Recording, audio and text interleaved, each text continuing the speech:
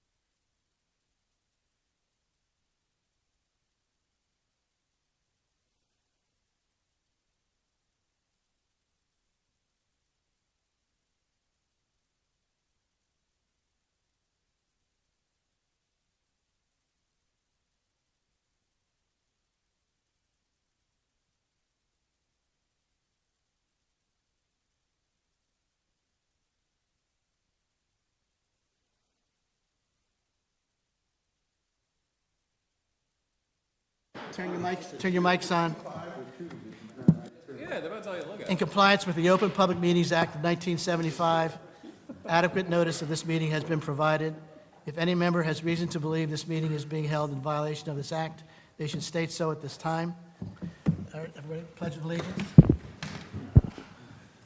I pledge allegiance to the flag of the United States of America and to the republic for which it stands, one nation, under God, indivisible, with liberty and justice for all. Roll call, please, Karen. Yes.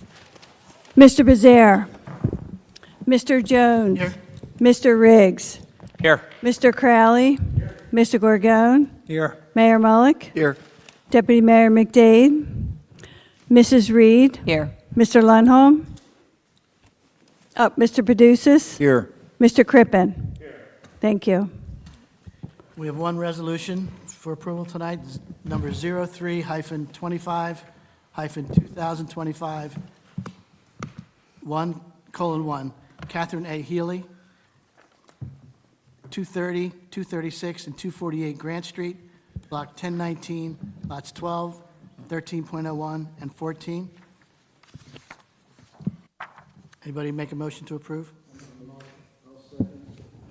Motion by Mr. Gorgone, seconded by Mr. Paducis. Mr. Gorgone? Yes. Mayor Mullick?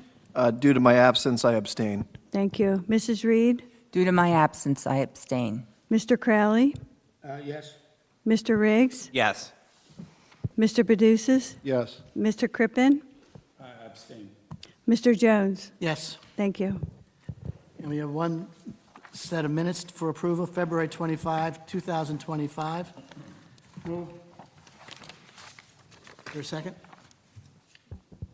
I'll second. Could I get the motion? I didn't hear. Mr. Crowley motions, Mayor Mullick seconds. Is that correct? Yes. Thank you. Mr. Gorgone? Yes. Mayor Mullick? Yes. Mrs. Reed? Abstain. Thank you. Mr. Crowley? Yes. Mr. Riggs? Yes. Mr. Paducis? Yes. Mr. Crippen? Abstain. Mr. Jones? Yes. Thank you. Can you change Mayor Mullick's? I apologize. Yeah, I think he was supposed to. I was absent, I don't know, yeah. We have no applications for this evening. We have discussion. First item is the master plan consistency review of draft ordinance -2024.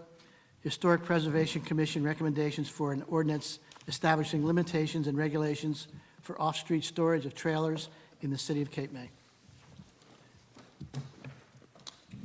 I think the Oh, the HPC's here. Talk. You're certainly welcome to say your piece. Go ahead.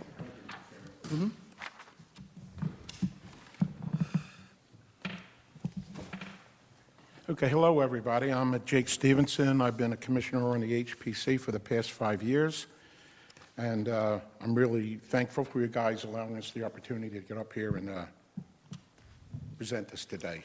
Thank you, Mr. Chairman, Mr. Mayor, Thank you. Counselor, Mr. Engineer, and members of the commission. Just as a matter of like where this whole thing started, it was about a year and a half ago. The city was playing around with the idea of prohibiting parking underneath structures. And that ordinance never went anywhere. It was subsequently pulled before it went out. But, and in practice, the HPC has, in key and contributing structures, we have in practice denied garages underneath structures. But again, that's only from our concern with historic structures. I can see the genesis where this came from regarding garage doors under buildings started in some of our neighboring communities to the north, where when you ride down the street along the beach, all you see is garage door after garage door after garage door. In front of those garage doors, there's a large poured concrete apron that goes across the sidewalk right to the curb. Many times there are 5 or 6 cars parked in front of those garage doors. That may be appropriate in those communities, but regarding the streetscape and the feel of Cape May, it wasn't proper for us. Regarding parking on the street, which sometimes that happens when cars come out and block the sidewalk, under City Code 722, we have that covered. Parking of trailers, RVs on the street, and Chief Fashaw and his men and women do a great job enforcing that, so we don't want to step on their toes. I was asked by the HPC to conduct some research into ordinances that might fit the bill, sample ordinances. And we literally looked at dozens of ordinances from around the country, ultimately ending up with 5 or 6 ones that we believe were workable, including Bellevue, Washington, Cape Coral, Florida, and right here in South Jersey, Stratford. I presented a lot of these sample ordinances to our solicitor, Chris Gillenschwartz. He provided legal review for it, and he was able to whittle it down to basically what you almost see now in front of you on this draft. Additionally, it received zoning review under Title 40 by Mr. Hurlis, and so it's really been distilled down to a quite workable draft ordinance. I think at this point I'd like to take a look at the ordinance everybody has here. And, one thing that I have to say is that our authority comes from the Department of Interior, Secretary of the Department of Interior, National Park Service, and the National Historic Register. It's very limited in scope, and we recognize that you have a much greater and wider authority concerning these type issues. So we're only interested here in presenting what affects streetscape, our narrow authority, and we're not here to extend our control into other areas. If you look at Section A on page 1, it's a definition of what we're talking about here. Motor homes, campers, trailers, boats, trailers without boats, and we, even put in there the length. Nothing is worse than when people are walking down a street in Cape May and they see, beautiful Victorian homes that have been restored, and there's a 40-foot red Donzi cigarette boat parked right up to the curb, or a 1971 Winnebago that has seen better days. So our intent was to kind of hide those things a little bit. Now, if you go to Section C, this is our main concern. Again, this is strictly within the realm of authority of the HPC. Streetscape, we're concerned with design, we're concerned with materials, we're concerned with massing and orientation. So in this regards, anything in front of the house definitely has a deleterious effect on the streetscape. So none of the above may be stored in any area between the front property line and the front facade of the principal structure on the property. Storage shall be limited to side and rear yard areas and must maintain a distance of at least 6 feet from any property line. Again, now, I want to clarify that. That is not under our purview.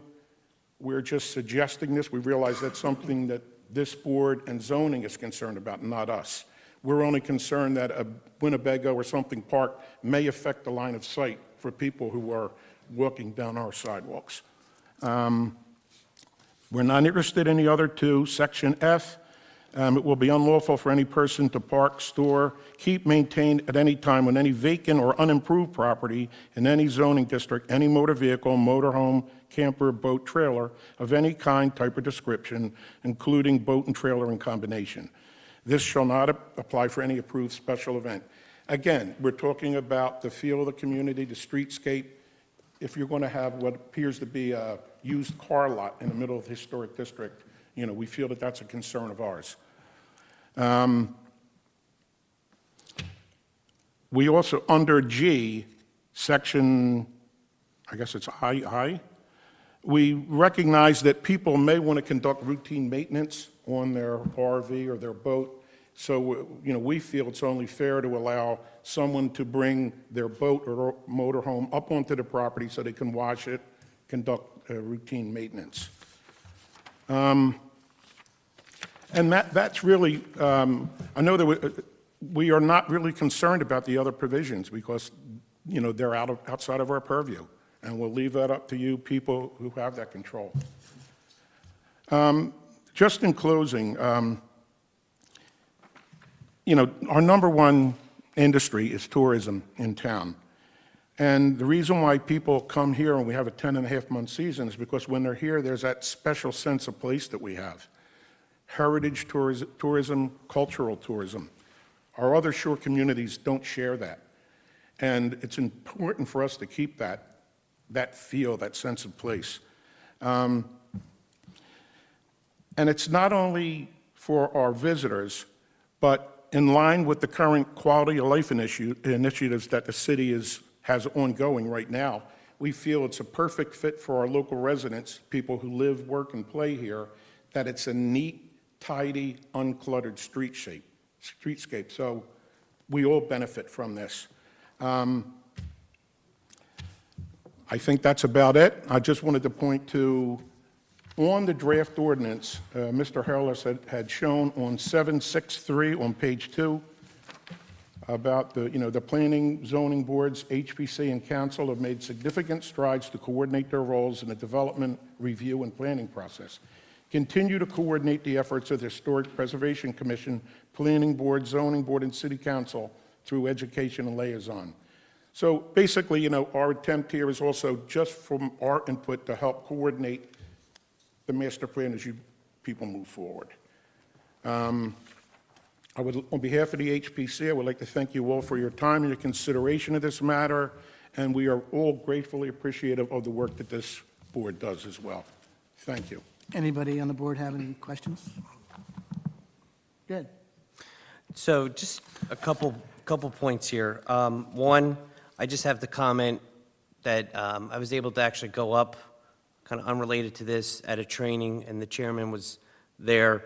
What a great training, and our HPC has really made some huge strides in trying to work with the community and try to get them to get that buy-in. Have you seen an increase in, I guess, obviously, because you're bringing this ordinance to us, have you seen an increase over the 5 years you've been on the HPC that this has been an issue? It's just nothing that's been presented to us because it's never in the form of an application. This kind of thing happens just in everyday life after we approve things. But, as a local resident and people on the commission as well, you do see these kind of things where there are these big trucks and trailers parked at the front of historic property. Right, okay. No, and I just have to say that I've personally seen it myself, and I think that it's a worthwhile initiative to get behind. So thanks for the presentation. All right, thank you all. Thank you. Thank you, Jake. Appreciate it. Thank you, John. Mike, I did have a question. You go ahead. Go ahead. No, actually, it's for You're Craig. going to make a presentation, Craig? Let me just, Oh, go ahead, you're Let going to him do your talk thing? and then let me we can- summarize, I may answer all your questions. So just, this is a little unusual, and it's not inappropriate in any way, it's a great idea. So this ordinance originated from the HPC as a recommendation, and they're asking the planning board to look at this and essentially do a master plan consistency review. We typically only do those for our zoning ordinance, which is chapter 525. This falls outside of that, but it is related to what we do. We plan for streetscapes. That is sound planning, where we look out for our streetscapes. We look out to protect the historic preservation and qualities of our community. So it's not inappropriate. It's good practice. That being said, this ordinance falls under Chapter 7, which is your vehicles and traffic code. So it's nothing that either the planning board or zoning board would be considering in reviewing any applications. This is an enforcement issue. So it becomes, it's either code enforcement or police department would be enforcing this ordinance, just so everyone's aware that we would never be granting variances from this. You must comply with it, or you're subject to whatever punishment that's in this ordinance. Okay, I just wanted to get that out of the way. Now, that being said, Mr. Stevenson mentioned part of it, which is, I pointed out what specific parts of the master plan it's consistent with.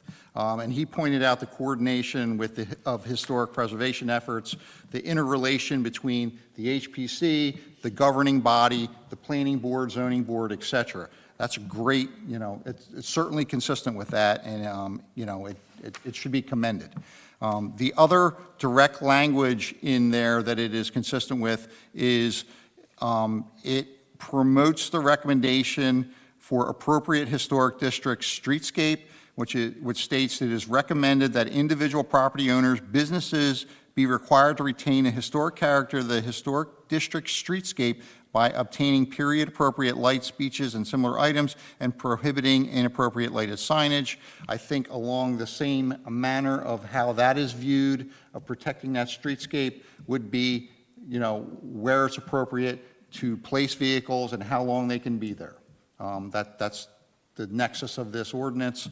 So therefore, I believe the board can find it consistent and make a recommendation to City Council to adopt it. It also, there was no direct language in there with regards to streetscape. So one other step back. This is a citywide ordinance. It doesn't just pertain to the historic district. Citywide. So, the language that I found in the master plan was directly related to the historic districts, but I can tell you that streetscape considerations are a concern for all of our zoning matters, whether it's, planning board related, whenever we grant a variance, does it impact the streetscape, et cetera, like that. So it is certainly consistent with our goals and intent of our master plan. So it's really all I have is a quick summary. I'll be happy to answer any questions. Question? Yeah. Dennis was- Yeah, I did have a question. The master plan is actually then silent on the larger issue of whether or not it would be advisable to allow people to put motorhomes and boats and trailers on their property under any circumstances. And that the master plan only addresses the nexus between the historical preservation regs and this practice. Is that accurate? I think that's fairly accurate. Yeah. So in other words, this is actually a quality of life policy proposal that the planning board would be neutral on, but the council would probably have to weigh in. Yeah, the governing body could adopt this at any time, and they wouldn't even have to ask us for our input. Okay.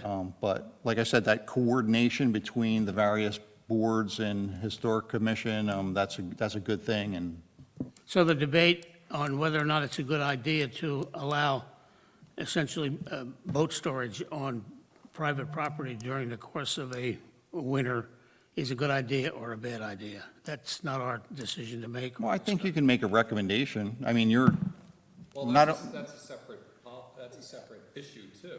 That's- This is just that- talking about streetscapes and stuff in front. That's correct. Yeah, that's Right. that's where I was going, Dennis. The other issue not addressed by this discussion with HPC is really, for the first time, codified in this proposed ordinance. So this ordinance proposes then that it will be the policy that you can store mobile homes and trailers and boats on your property if you comply with these regulations. yes. All right, so, all right. Certainly. One interesting thing that we found when looking at these sample ordinances was that several of them applied the same provisions that you would to an accessory structure or an outbuilding to an RV or a boat, and they applied the same setbacks. And again, that's under zoning, but some of them were that specific that they treated them just like an outbuilding or an accessory structure. You had a question? Can I just ask I'm sorry. So how did we get to the 24-hour mark? Was that just from other sample ordinances, or was that just something, did we pick that number out of a hat? Because I'm just trying to think, how did we get to the 24-hour number? The during our review, we did find, there were several that were 48 hours, some 72, and as it was being chopped down, that's just what ended up. You know, wasn't really that strong of a recommendation. Again, and I think it's still a little bit beyond our purview, but it could be 48, it could be 72.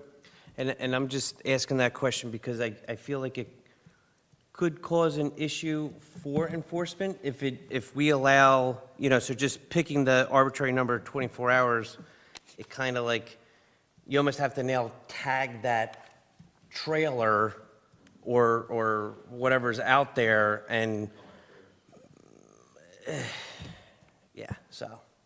Yeah, I kind of agree with you on that, Justin, because like someone brings a boat back from a marina, they want to clean it and what have you. I mean, it's going to take them a full day to do that, and, 24 hours later, they haven't just moved it. Could create an enforcement issue, and maybe something a little bit longer than that. I also know of a couple of instances or a couple of times where someone will become visiting a family member who lives here, and they happen to bring their camper, their RV with them, parks it in the driveway, maybe even stays there for a couple of days or a few because there's not enough room in the house or whatever. So it might be a little bit onerous. I like the idea of it, but maybe stretching it out a little bit might be more appropriate. Yeah, I'm just not sure how, like, I like the idea and kind of where we're going with it, just I feel like it could be an issue in terms of the practicality in the enforcement end Yeah. of things, because you'd literally have to go out there, you'd have to have an officer tag it, and then have to be able to circle back around, and, I mean, yeah, so. Mr. Chairman? Go ahead. I just wanted, in my former life, I was a chief of police on the next barrier island up the line. And in the town that I worked in, we had an ordinance preventing any RV people living in them anywhere in town. And I mean, it was twofold. I think the idea, number one, was that, it takes away from people who are staying in our hotels, our motels. Again, there's problems with what kind of sanitary facilities these people have. And there's already an ordinance about parking along Beach Ave in an RV, so it would just be extending it into private property. Again, not that that is under our purview, but it takes away from that beautiful home that people put a lot of money in to look at that Winnebago streetscape. No, and I appreciate that. So kind of where I'm going at with it is either, A, you say, hey, you can do it, or no, you can't do it at all. Right? That's my feeling. Right? Like either A, yeah, go ahead, or B, no, you can't do it at all. The enforcement on the B, no, you can't do it at all, is a heck of a lot easier than policing a 24-hour. If you want to do it, Thing, right? if you want to do it, you're going to recommend a 48-hour or 72-hour? I'd actually recommend the 72 hours. If you're not happy with the 24-hour, do you want to recommend 72 or 48-hour? What I would like to do is bring this to the Quality of Life Committee meeting at our next meeting and get some weigh-in from some of the various Well, administrative Should we staff. have a consensus here? We should have a consensus here, too, of some sort. Yeah, my recommendation would be to extend it, I mean, maybe 72 hours. Again, it gives people, boaters, which is a big community down here, gives them enough time to do what they need to do with their boat. And then on the other side of that, the RV guys can stay the weekend now. Right. Well, Good point. yeah, Craig, and the larger issue is that we don't know I for know. sure, we don't know for sure whether it would be acceptable to the neighbor of a property that keeps a 30-foot mobile home for, from October to May, and whether or not that's a good idea or a bad idea for that neighborhood. Well, I the just- The RV has to be his RV, though. So I just had a resident call and say, hey, this RV has been parked next to my condo for 6 months, and it looks like it's falling apart. So you send code out, they do their thing. Is that kind of the gist of where we're trying to get, is to create some parameters so code can say, hey, you got to get that out of there? But I'm saying from a policing standpoint, the 24 hours might be difficult to achieve long-term. Ms. Reed? I'm off that topic a little bit. My question was, the vehicle codes we have now for parking RVs on the street, do we have anything that prohibits them from parking long-term? Because during the summer, I notice lots of them being parked along Pittsburgh Avenue. And I know some people have complained about it, but they still remained parked. I didn't know if there was an ordinance preventing that. And if you prevent people from putting these RVs on their property, will they just park it in front of their house on the street? Or is there a time limit? 7-22.2 says no person shall park any house, car, camper, mobile home, private utility, house-type semi-trailers, trailers, boat trailers with or without boats, semi-trailer or pole trailer whose gross weight is in excess of 2,000 pounds upon any street, alley, or public right-of-way within the corporate limits of City of Cape May between the hours of 12 midnight and 6 a.m. of any day.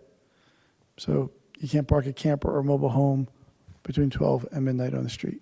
Are conversion vans included in that? I didn't say those were, there are a so lot. I don't know. There are a lot of conversion vans You said now. between 12 2,000 and, pounds? Did 2,000 say that. 2,000 pounds would cover that.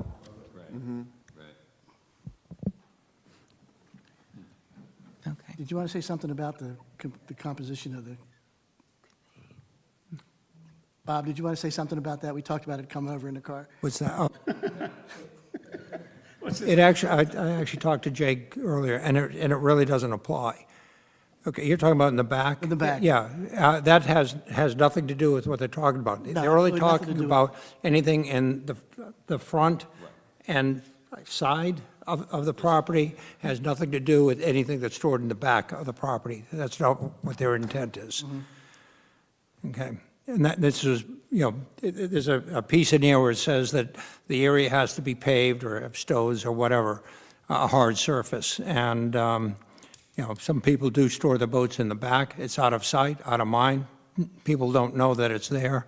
And, it's kind of onerous to make them pave their backyard in order to store a boat there for the winter. And typically, that would be a smaller boat anyway. I don't think I answered your question. I don't know exactly what a conversion van is. The first item says house car. I'm not sure what a house car is either, but maybe that sounds like a conversion van. But it doesn't say conversion van, but I don't know exactly what it is. It sounds like it would be included, but you can't park a house car. That was the one that Desi and Lucy used when they traveled to California back in 1958. But just to highlight, it does also cover boat trailers, empty boat trailers on the street is prohibited for 24 hours. There's a significant number of ordinances that address a lot of this for on-street. So this is more pushing Okay. it on to some of the property requirements. I think that's the big change here. That one. Well, do we want to make any recommendations? I can make a recommendation. I would recommend that in the narrow context of Jake's report and the language provided, the issue of HPC compliance, HPC requirements, we can recommend that, but I also think that we ought to recommend the larger issue of whether or not it's a quality of life issue to the Quality of Life Study Committee to see whether or not the city of Cape May wants to have off-street vehicle parking for a seasonal or a yearly or an annual basis. It's something I would feel personally uncomfortable even making a recommendation on because I just don't know enough about it. And so I think this language is tight enough and good enough, but the larger issue ought to be referred to the Quality of Life Committee. That Yeah. would be my recommendation. And on to Mr. Crowley's point, in case anyone is not aware, the Quality of Life Committee does include the city manager, city engineer, myself, the zoning official, the construction official, the fire official, Mr. Hurlis on occasion, Mr. Gillen Schwartz on occasion. So it's really that work group that could maybe sink their teeth in a little bit further and see if this is what type of language we could come out of that. So I figured I would offer that. But before if this planning board is recommending that we proceed forward with a council recommendation for an ordinance, I think it should go to that committee first before it's introduced. Should we have a consensus, though, amongst ourselves? I personally think this is acceptable as is, personally. My only recommendation would be the duration of time. I think 24 hours, like Justin has said, is kind of difficult to enforce, in fact, very difficult to enforce. My recommendation would be 72 hours, and that's from being a former boat owner and knowing what it takes, even for a small 14-foot sailboat that I used to maintain, what it takes just to put it to rest for the winter. So with that, you know, I don't think necessarily you have to set yourselves on 24, 48, 72 to refer to the Quality of Life Committee. I could certainly bring that issue up and kind of roundtable it and get that feedback and report back to this board if you'd like. I mean, I think all we have to say tonight is that we find that it's consistent with the master plan. With respect to HPC. Right. Yeah. So, I mean, I think that's enough, and then, I Right. mean, it looks like a pretty fair ordinance. It might need a little tweaking here and there, but it's consistent with And I the think, master plan. yeah. And I think, Justin, you heard, kind of what we've said Right. and suggestions here, can bring that to the committee. I have one comment. It's probably better made at city council than for the planning board, because I agree this is probably consistent, and especially for the HPC. I think the ordinances that we have on the book in regards to street parking, and it make all the sense in the world. I do see a little bit of a difference personally on the private property regarding the boats. RVs and people living in RVs on the property, I think there could be an obvious potential to be a bit odd and other real issues. But like you go down some of the Village Green streets and I see like a tiny boat, 16 to 20-foot boat. And to be honest with you, I go by it and say, oh, there's a little Boston whaler. And it's just, I don't see that as necessarily offensive. And they don't have a backyard to put it in. And we are an island. We are a boating community. So I just put that out there as RVs. I totally get it, that I think you have a lot of different issues with that. And we've had issues with RVs in the past, especially parking in public places and everything. But that's just my opinion.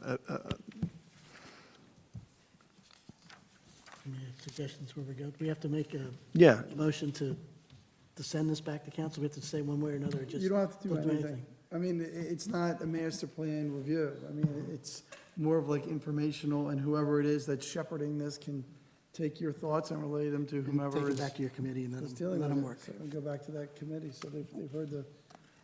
One other little caveat to what I just said is maybe size matters in that, I mean, you might not want to have a huge yacht in your front driveway, so Yeah. I guess I am saying there's some limit to that, but again, I've seen little Boston whalers or Bob Grady Whites, and It's the 30-foot mobile home that's the. yeah, I see that as and people living there. I mean, people aren't living in the boat. Even if they're not living there, They're utilizing it. at what point does the city become a vehicle storage facility as opposed to a residential community? Especially if we are a boating town. And if one neighbor sees another neighbor storing his 30-foot boat in his yard, and he's paying X number of dollars to store it off land or offshore, then why not move that boat onto the property too? So it becomes a domino effect, and it's an issue, like I said before, it's an issue that I think needs to be fleshed out significantly because it's a brand-new piece of legislation. And this language with respect to the narrow concern of the HPC is fine. I think I would recommend that we adopt a resolution supporting that language as consistent with the master plan, but allow that larger issue to take its course through the city government itself. That's my thought. It's just very difficult to legislate in Cape May because all the streets are so different. I mean, when you're talking Congress Street, having a bunch of boats in the front yards of Congress Street just is not really what you're looking for. But then when you talk about where you were mentioning where they have no backyards and it's not really historic, then a 15-foot whale in the front, people live. So I just, regulating them all generally in one way is difficult. Maybe for non-historic areas, you have an exemption that they can apply for if they don't have a reasonable area to store it, and just leave a little out, if they can demonstrate to the zoning officer that they don't have a reasonable alternative to their driveway in a non-historic district, they can do it in the backyard, something like that, just kind of, do it in the front yard, just to kind of recognize, no, not all. And the problem is, the ordinance, it speaks volumes on on-street parking of these things, but it's completely silent on off-street parking. Well, what are we talking about, this thing or the, No, the current ordinance, the current ordinance? yeah. I was talking about the. No. Okay, so that will go, we've discussed it, and everybody knows where we stand, maybe some tweaks, maybe on later on. Other items of discussion, next up, I'm not sure how we're going to respond to these, state development and redevelopment cross-acceptance response? I'll handle that. Okay, go for it. Okay, so I think we talked about this a little bit last time, but just to refresh everyone's mind, so the state has proposed a new state plan, and as part of that, they invite all of the municipalities to participate this under the umbrella of each county. So they've asked us to do a cross-acceptance response, and they have a template for that, so they call it the CART, and I have, because of time constraints, I have done a lot of the filling out of that document. I have not completed it yet, and I've reached out to the city manager / city engineer for some input, but due to time constraints, and we have to submit that to the county no later than next month, May 30th, 2025. So what I would like to do is put together a draft, circulate that to all the board members, and allow them to have the time to review the draft state plan, which is 100 and some pages. I've summarized a lot of the elements of it in part of my response, but to give the board some time to digest that and give me input for our response back to the county, and the county forwards our responses to the state actually, and registers those with the state. So that is where we are with that. There's some time constraints with that. I just want to point out that that is going to be ongoing and kind of on the front burner.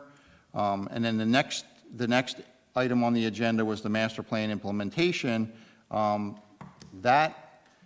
We also have time constraints with regards to our affordable housing plan. I know that that's not specifically what we've been talking about lately, but I think our focus would need to shift to that soon because we have to have both our affordable housing plan and a new housing element approved before the June deadline that the state has set for us.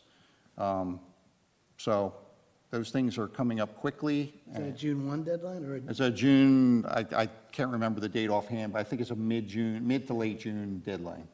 What is it that we need to do for that? So you're going to be adopting a master plan element, the housing element, as well as your affordable housing plan. Is that something you're going to present to us? Yes, I will. The city's actively working on putting that together right now, but I'm just letting the board know that these are things that are time sensitive and we're going to have to start shifting our focus over to those. Knowing we have, next meeting, Karen? There's a big meeting next meeting, so we probably won't be able to get to it next meeting. I understand. So, That's why I'm trying to let you know now that there's some planning that has to happen, and we have to recommend, so back to the cross acceptance, that is also a governing body endorsement too. So not only the planning board would recommend to the governing body, and the governing body will, That's not something we can give you recommendations. We have to have a discussion about it, correct? yeah, we'll vote on it, the Vote final on it. document, yeah. But, Okay. so right now, what I'm going to do is finalize a draft, circulate that along with links to the state plan so that everyone can review it, review the state plan, and provide any additional input. Once again, I author these things for you. It's not me making the decision. I'm happy to provide input in my, analysis, but ultimately, it's the city and planning board's document. Okay. Okay? So that's all I had for those two items. Okay. Next, payment of bills. Is there a motion? I'll move we pay those 2 bills. Okay, Mr. Crowley motions, Mr. Crippen seconds. Mr. Gorgon? Yes. Mayor Mullick? Yes. Mrs. Reed? Yes. Mr. Crowley?